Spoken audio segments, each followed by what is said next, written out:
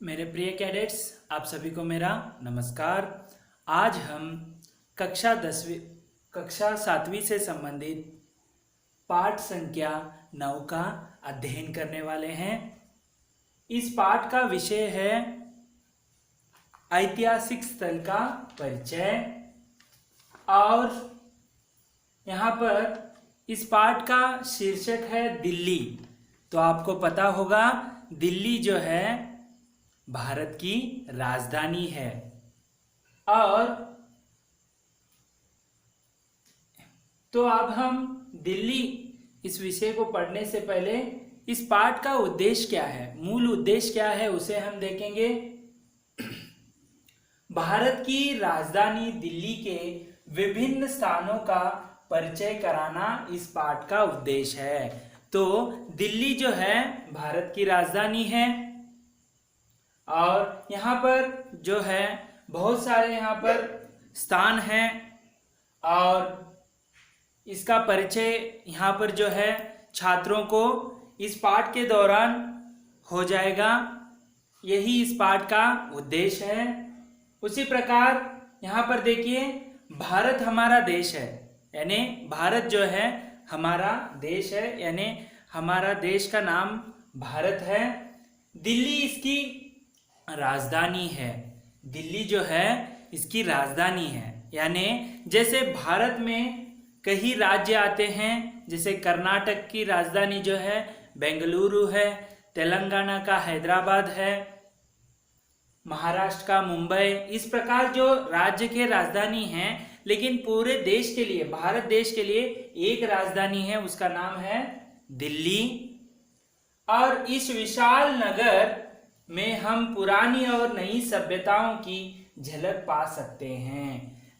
हम पुराने यानी दिल्ली को जो है पहले भी जो राजा महाराजा होकर गए, दिल्ली को ही वे ऐतिहासिक स्थल भी कहते हैं और ये राजधानी के रूप में उनका जो कैपिटल सिटी भी जो है दिल्ली ही थी। और नई सभ्यता से जोड़ रहे हैं। पुरानी किस प्रकार थी सभ्यता और आज की नई सभ्यता जो आज देख सकते हैं, नई दिल्ली बहुत ही जो है विस्तृत हो गई है। वो दोनों की जो झलक है यहाँ पर आपको देखने के लिए मिलेगा।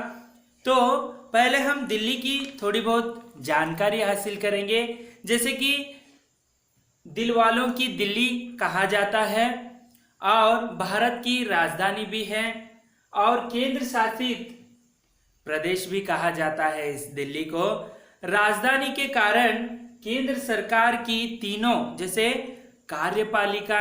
कार्यपालिका जैसे कोई भी एक कायदा, कोई भी जो एक्ट है उसे कार्यपालिका जो है उसे बाहर जो है निकालती है। जैसे मेक इन इंडिया, ये जो ऐसे अमुक जो विषय हैं वह कार्यपालिका जो है बाहर निकालती हैं। उसी प्रकार संसद यानी राज्यसभा और लोकसभा, दो सदन हैं, वो भी यहाँ पर देखने को मिलेगा। और न्यायपालिका, सर्वोच्च न्यायालय, यानी हर एक राज्य में जो है उच्च न्यायालय है, हाई कोर्ट है। लेकिन वहाँ पर जो केसेस जो है नहीं, वहाँ पर जो उनको कुछ भी हो विषय वहाँ पर उनको सही नहीं लगता है तो वह सर्वोच्च न्यायालय, ये जो न्यायपालिका है, तीनों के जो मुख्यालय नई दिल्ली या दिल्ली में स्थित हैं। तो आप दिल्ली को देखिए, तीनों जो हैं यहाँ पर, संसद हो, न्यायपालिका हो या कार्यपालिका हो, ये तीनों जो हैं इसके मुख्यालय जो हैं दिल्ली में ही हैं। उसी प्रकार 1483 वर्ग किलोमीटर फैला है दिल्ली जो है। उसी प्रकार जनसंख्या के तौर पर भारत का दूसरा सबसे बड़ा जो है महानगर है और यहाँ की जनसंख्या 1,70,00,000 मानी जाती है। यहाँ पर जो मुख्य भाषाएं जो हैं बोली जाती हैं वो हैं हिंदी, पंजाबी, उर्दू और अंग्रेजी, ये प्रमुख यहाँ पर बोली जाती हैं। भारत में दिल्ली का ऐतिहासिक महत्व है। यहाँ पर बहुत सारे राजा हैं, गुलाम संतति हो, लोधी हो, जैसे मुगल संतलन है, ये सभी जो है दिल्ली को राजधानी जो है कैपिटल सिटी मानकर यहाँ पर जो है उनका राज्य का कार्यकलाप जो है किया है। तो इसमें आने वाले जो यहाँ पर विभिन्न स्थान हैं, बहुत सारे हैं, उसका हम अध्ययन करने वाले हैं। पहला है, जो आप इसे देखते ही पता चलेगा, ये है लाल किला। तो लाल किले के बारे में हम थोड़ा बहुत जानकारी हासिल करेंगे। लाल किला जो है, देखिए यहाँ पर लाल किला, पहले देख लीजिए एक बार इसका चित्र। यह दिल्ली में स्थित है। तो देखिए यहाँ पर इसका किस प्रकार वर्णन किया गया है। दिल्ली का लाल किला बहुत ही प्रसिद्ध है। दिल्ली का जो लाल किला है बहुत प्रसिद्ध है। और देखिए कैसे प्रसिद्ध है, जैसे देखिए यहाँ पर लाल किले पर जो है 26 जनवरी हो या 15 अगस्त को झंडा जो है, तिरंगा जो है यहाँ पर फहराया जाता है। बहुत संख्या में यहाँ पर लोग इकट्ठा होते हैं। उसी प्रकार इसके दीवाने आम और दीवाने खास देखने लायक हैं। यहाँ पर जो है दीवाने आम और यहाँ पर दीवाने खास, यानी यहाँ पर दो स्थान हैं यहाँ पर प्रमुख। जैसे यहाँ पर देखिए यहाँ पर दीवाने आम यानी आम जनता। तो राजा जब ये लाल किले को बनाए थे, उस समय जो है राजा को जो देखने के लिए लोग आते थे, आम जनता यानी सामान्य जनता के लिए बनाया गया स्थान जो है दीवाने आम के नाम पर जाना जाता था। उसी प्रकार दीवाने खास यानी खास लोग जो है, दीवाने जो राजा को मिलने के लिए खास लोगों के लिए बनाया गया जो महल हो या स्थान हो, उसे दीवाने खास, ऐसे दो यहाँ पर आपको देखने को मिलेंगे। उसी प्रकार दीवाने आम में 60 सुंदर खंबे हैं। यहाँ पर जो है आम जो है दीवाने आम में 60 सुंदर खंबे हैं, देखने लायक है, और जो लाल पत्थर से बने हुए हैं। जैसे आप यहाँ पर देख सकते हैं, जैसे यह लाल पत्थर से बने हुए हैं दीवाने आम। और दीवाने खास जो है संगमरमर यानी मार्बल से, खास जो है दीवाने खास संगमरमर से बनाया है, यानी बना है, मार्बल से बना हुआ है, जो सफेद देखने के लिए शीशे के जैसे। उसी प्रकार जो है पत्थर बहुत ही मुलायम और बहुत ही उसमें आकर्षक जो है मार्बल में होता है। इसी की भीतरी दीवार की नक्काशी बहुत बढ़िया है। जो नक्काशी जो है बहुत ही बढ़िया है। लाल किले के बारे में हम विस्तृत जो है एक वीडियो है, उसे मैं दिखाऊंगा। यहाँ पर क्या क्या है देखिए। आगे कहते हैं लाल किले के पास ही जामा मस्जिद है। जामा मस्जिद जो है यह बहुत बड़ी मस्जिद है, यानी जो इस्लाम धर्म के लोग जो हैं यहाँ पर प्रार्थना मंदिर कहते हैं, मस्जिद। यहाँ पर जामा मस्जिद बहुत ही प्रसिद्ध है। यह मुगल बादशाहों की शान शौकत की यादगार है। मुगल बादशाह जैसे यहाँ पर बाबर से प्रारंभ होकर और बहादुर शाह तक इनकी जो है कार्यकाल जो है बहुत ही लंबा है। भारत में इन्होंने दिल्ली को अपना राजधानी मानकर वहां पर हुकूमत चलाई, और उनका जो जामा मस्जिद वहां पर बहुत ही प्रसिद्ध है, जो लाल किले के पास है। अब हम इसके बारे में आपको केवल इतना ही जानना है, दीवाने आम दीवाने खास किस प्रकार है। दीवाने आम में 60 सुंदर खंबे हैं, और दीवाने खास जो है संगमरमर के पत्थर से बना हुआ है। अब हम इसके संबंधित वीडियो को देखेंगे, जो इस प्रकार है। स्ट्रेंज बातें। दोस्तों, लाल किला 1857 तक तकरीबन 200 सालों तक मुगल साम्राज्य का निवास स्थान था। लाल किला दिल्ली में है। मुगल शासनकाल में लाल किला मुख्य किले के रूप में था। ब्रिटिश शासनकाल के लगभग सभी कार्यक्रम लाल किले में ही होते थे। लाल किले का निर्माण 1648 में 5वें मुगल साम्राज्य शाह ने अपने महल के रूप में करवाया था। किला पूरी तरह से लाल पत्थरों का बना होने के कारण उसका नाम लाल किला पड़ा। 1546 में इस्लाम शाह सूरी द्वारा बनाए गए सलीमगढ़ किले की तरह ही लाल किले का भी निर्माण किया गया था। इस खूबसूरत किले में रंगमंच की कतारें बनी हुई हैं, जो पानी के चैनल से जुड़ी हुई हैं, और ये नहरे बशीहत कहा जाता है। ये किला मुगल शासक शाहजहां के शासनकाल की रचनात्मकता का प्रतिनिधित्व करता है। मुस्लिम परंपराओं और प्रतिमानों के अनुसार ही इस किले का निर्माण किया गया था। लाल किले में हमें मुस्लिम महलों की प्रतिकृतियां दिखाई देती हैं। साथ ही लाल किले में हमें पर्शियन परंपराओं की छवि भी दिखाई देती है। किले के बाहर एक मनमोहक गार्डन भी है, लेकिन लाल किले में बना गार्डन हमें दिल्ली, राजस्थान, पंजाब, कश्मीर, ब्रज और रोहिलखंड के गार्डन से थोड़ा अलग दिखाई देता है। सलीमगढ़ किले के साथ ही लाल किले को भी 2007 में यूनेस्को वर्ल्ड हेरिटेज साइट में शामिल किया गया था। स्वतंत्रता दिवस 15 अगस्त के दिन भारत के प्रधानमंत्री लाल किले के मुख्य द्वार पर तिरंगे को फहराते हैं और एक भाषण भी देते हैं। आइए दोस्तों जानते हैं लाल किले के बारे में कुछ रोचक तथ्य। नंबर 1, लाल किला असल में सफेद है। जी हाँ दोस्तों, इसे कहते तो लाल किला है, लेकिन असल में ये लाल रंग का नहीं बना है। आर्कियोलॉजिकल के भारतीय सर्वे के अनुसार किले के कुछ भाग लाइन पत्थरों से बने हुए हैं, लेकिन जब सफेद पत्थर खराब होने लगे थे तब उन्हें ब्रिटिश ने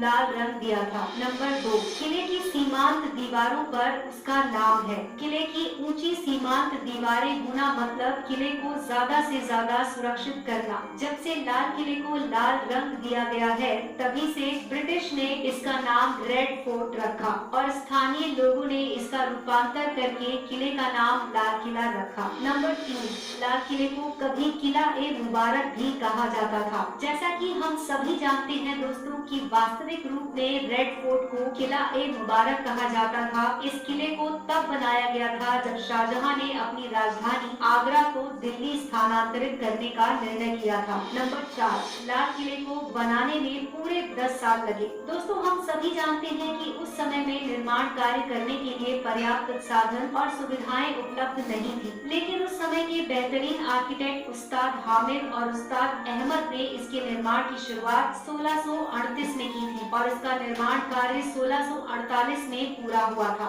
मतलब इसे बनने में पूरे 10 साल लगे। नंबर 5, कोहिनूर हीरा इसके फर्नीचर का ही एक भाग है। जी हाँ दोस्तों, कोहिनूर हीरा शाहजहां के ताज का ही एक भाग था जो ठोस सोने से बना हुआ था और इस पर बहुमूल्य धातुएं लगी हुई थी। उस ताज को पहनकर शाहजहां अपने दीवाने खास में बैठते थे। ऐसा कहा जाता है कि कोहिनूर हीरा विश्व का सबसे कीमती हीरा है। नंबर 6, लाल किला के मुख्य प्रवेश द्वार को लाहौर गेट कहा जाता है। लाल किले के 2 प्रवेश द्वार हैं, दिल्ली गेट और लाहौर गेट। शाहजहां के लाहौर के प्रति आकर्षण के कारण उसे लाहौर गेट का नाम दिया गया, क्योंकि लोगों का सबसे ज्यादा आकर्षण भारत पाकिस्तान पर ही होता है। नंबर 7, किले में एक पानी का गेट भी है। जी हाँ दोस्तों, किले में एक पानी का निकास द्वार भी है। वैसे देखा जाए तो ये एक नदी का तट ही है और नदी का नाम यमुना नदी है। इतने सालों में नदी में काफी बदलाव हुआ है, लेकिन नदी का नाम नहीं बदला।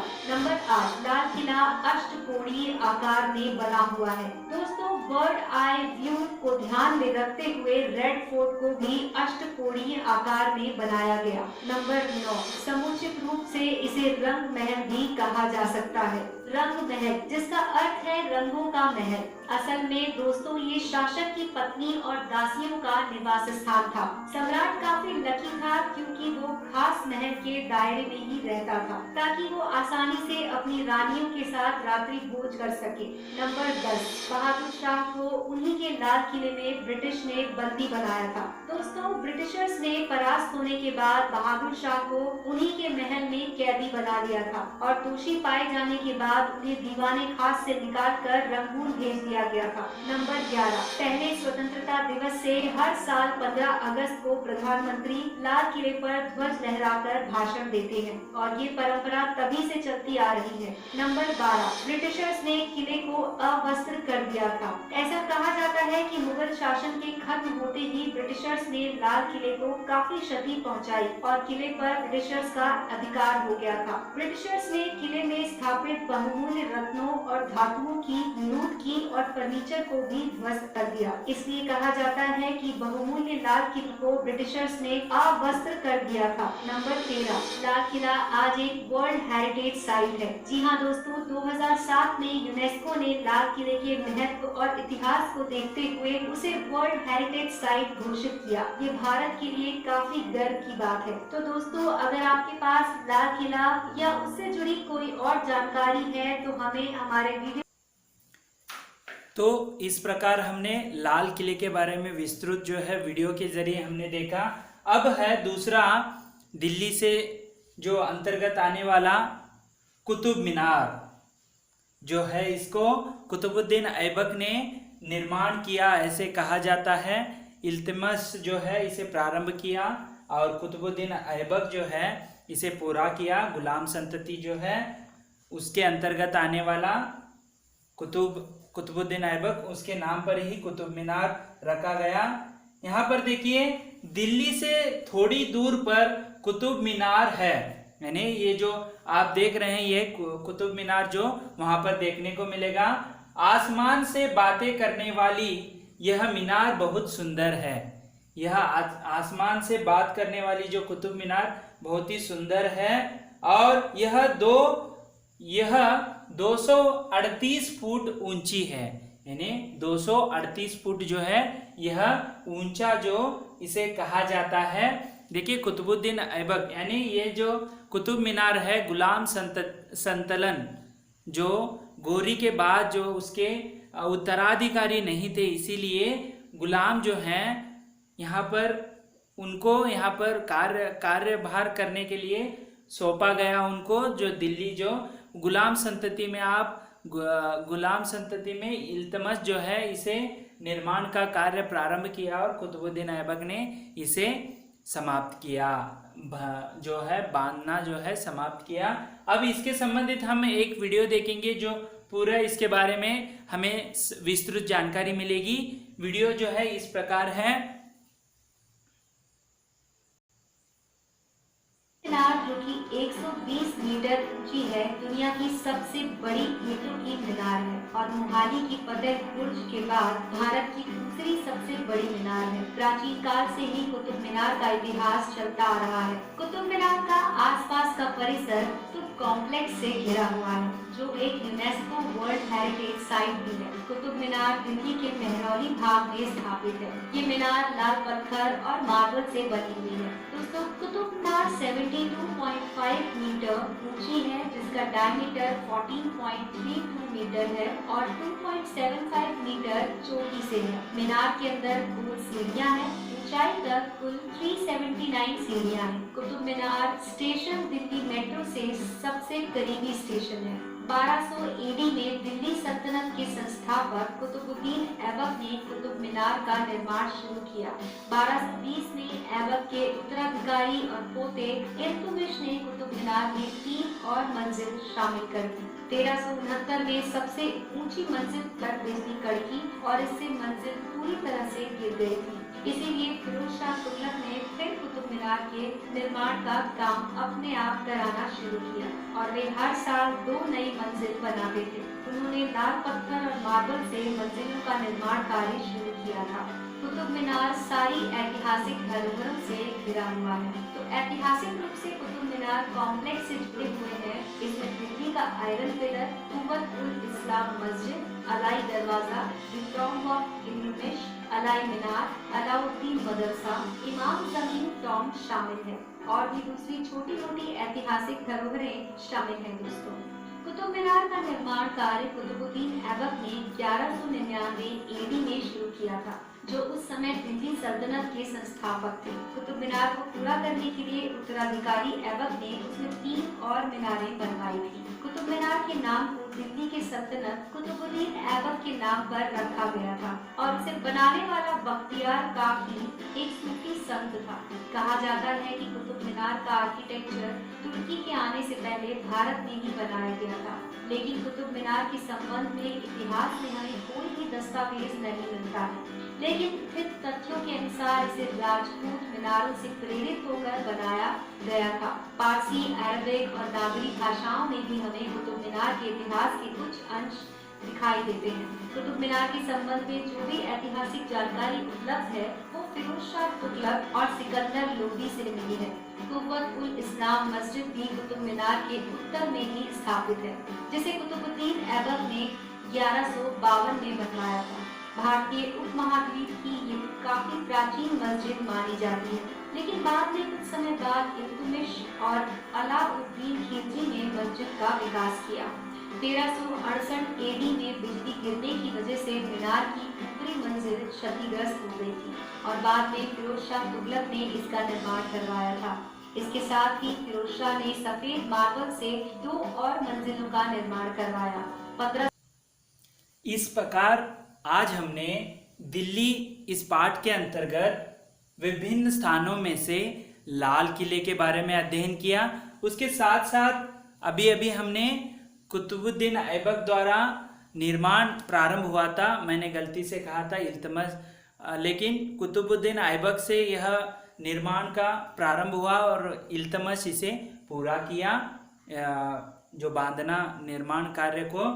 और इस प्रकार आज हमने लाल किले के बारे में और कुतुब मीनार के बारे में विस्तृत अध्ययन किया और आगे जो स्थान आने वाले हैं विभिन्न स्थानों के बारे में अगले वीडियो में हम देखेंगे। तब तक के लिए धन्यवाद।